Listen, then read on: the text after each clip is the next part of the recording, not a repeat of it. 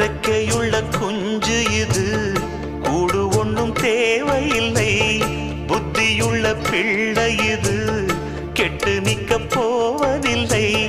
தாயொருத்தி இருந்தா ஒரு தந்தை உண்டு கேளம்மா. தந்தை ஒண்ணு இருந்தா பெத்த பாட்டி இன்றி போகுமா? தெருவோரம் கிடந்தும் அனாதை இல்லை. உறவென்னை வெறுத்தால் தினம் தருவேன் தொல்லை. கெட்டாலும் பட்டாலும் உன் பேரன்தான்.